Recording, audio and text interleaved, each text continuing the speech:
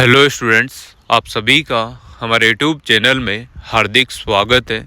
आज के इस वीडियो में बात करने वाले हैं रीट पात्रता परीक्षा फॉर्म भरते समय अगर आपसे किसी भी प्रकार की कोई भी गलती हो गई है तो उसका समाधान यहाँ पर निकल कर आ रहा है। तो आप लोगों को इस वीडियो में कुछ ना कुछ मोस्ट इम्पोर्टेंट जानकारी मैं आप लोगों को देने वाला हूँ, तो आप लोग वीडियो पूरा देखिएगा। और अगर आप लोग चैनल पर नए हैं तो चैनल को सब्सक्राइब, वीडियो को लाइक और बेल आइकन जरूर दबा लीजिएगा।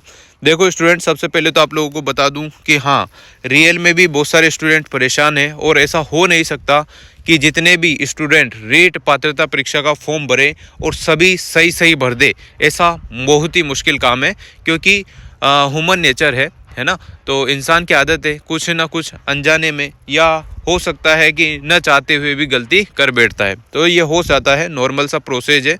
अब बहुत सारे स्टूडेंट ऐसे परेशान है कि सर रेट का संशोधन तो नहीं होगा, है ना। बिल्कुल, बहुत सारे स्टूडेंट परेशान है। ऐसा कुछ नहीं है, रेट का संशोधन नहीं होगा। देखो, मैं आप लोगों को कुछ थोड़ा सा आप लोगों को करना होगा। क्या करना होगा? जिन भी स्टूडेंट्स से गलती हुई है फॉर्म भरते टाइम, जो भी मिस्टेक हो गई है नाम में, पिता के नाम में, या फिर मार्क्स गलत भर दिए, सिग्नेचर गलत भर दिए। और एक बात ये ध्यान रखो कि ये वीडियो मैं आप लोगों के लिए बना रहा हूँ, तो आप लोग वीडियो पूरा देखोगे तभी काम चलेगा। ऐसा नहीं है कि आप लोग आते हैं सर मेरा सिग्नेचर गलत हो गया, कमेंट कर देते हो। तो पूरा वीडियो आप लोग देखो ना, तभी तो आप लोगों को समझ में आएगा कि करना क्या है। ठीक है, तो देखो, सबसे पहले तो आप लोगों को अपने जो भी जीमेल है वहाँ पर जाना है। और आप लोगों को यहाँ पर ये जो आपको दिख रहा है RAJBSERREET 2024@gmail.com आपको यहाँ पर दिख रहा होगा।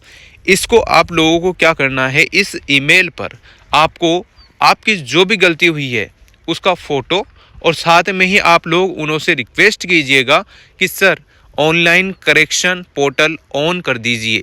बार बार आपको ऐसा लिखना है। एक व्यक्ति को एक दिन में एक ही ईमेल करना है, ठीक है ना। ध्यान रखिएगा, एक ईमेल से एक ही व्यक्ति एक ही ईमेल करे तो बेस्ट रहेगा। तो जितने भी स्टूडेंट आप लोग हैं, कम से कम मैं देख पा रहा हूँ जितना कि मेरी वीडियो लोग बाप देख रहे हैं, तो उस हिसाब से 2000, 3000, 1000 जितने भी स्टूडेंट देख रहे हैं, तो कम से कम 1000 ईमेल भी अगर चले जाएंगे तो ऐसा हो नहीं सकता कि गवर्नमेंट आप पर ध्यान, या फिर जो माध्यमिक शिक्षा बोर्ड है जो आपका एग्ज़ाम लेने वाली है वो आप पर ध्यान न दे, है ना। तो ज़रूर आप लोगों के जो है पूरी संभावना यहाँ पर है कि आपके जो करेक्शन पोर्टल है वो जल्दी स्टार्ट हो सकता है। देखो, आज 10 तारीख हो गई है और 15 जनवरी 2024 इसकी लास्ट डेट है रीट पात्रता परीक्षा फॉर्म भरने की। अब आप लोगों के दिमाग में चल रहा होगा कि सर अगर हम वेट भी कर ले 1-2 दिन और लास्ट में फिर आप सभी को पता है कि साइट बिजी चलती है, एरर आती है, फॉर्म भरने में थोड़ा एरर शो होता है ना, ये सभी को पता है। तो आप लोग फिर एंड में क्या करोगे? तो अगर आपसे गलती हो गई है तो आज और कल का इंतज़ार और कर लो, मतलब 12 तारीख तक आप लोग इंतज़ार कर लो। अगर पोर्टल ऑन नहीं होता है ना, और जो उधर की साइड ही रहते हैं माध्यमिक शिक्षा बोर्ड के कार्यालय की तरफ, तो बिल्कुल आप लोग कार्यालय जाओ और पूरी बात आप लोग करो, ताकि आप लोगों को जो भी लिखित में लिख के एप्लीकेशन लिख के दे दो कि सर ऐसा ऐसा ऐसा ऐसा, तो आप लोगों की बात जरूर मान ली जाएगी। और उम्मीद है कि आज या कल में आपके जो है पोर्टल ऑन हो जाना चाहिए। और अगर डेट बढ़ती है तो आप लोग उसके भरोसे भी नहीं रह सकते ना, क्योंकि अगर आपसे गलती हो गई, मान लो आपसे कोई गलती हो गई ना, तो आप लोग अगर करेक्शन ओपन हो ना हो, आज या कल का और इंतज़ार कर लो। कल शाम तक तो आप लोग जिनके भी गलती हुई है वो डबल फॉर्म भर देना। समझ रहे हो? डबल फॉर्म भरने से क्या होगा? डबल फॉर्म भरने से ये होगा कि जो माध्यमिक शिक्षा बोर्ड है, ये रीट की जो साइट है, उस पर आप लोगों को जो पहला फॉर्म था आपका, जिसमें आपने गड़बड़ कर दी है, कुछ ना कुछ गलती आपकी हो गई है, तो उसको क्या करना है, डिलीट का ऑप्शन आ जाएगा, तो आप लोग उसको डिलीट कर सकते हैं।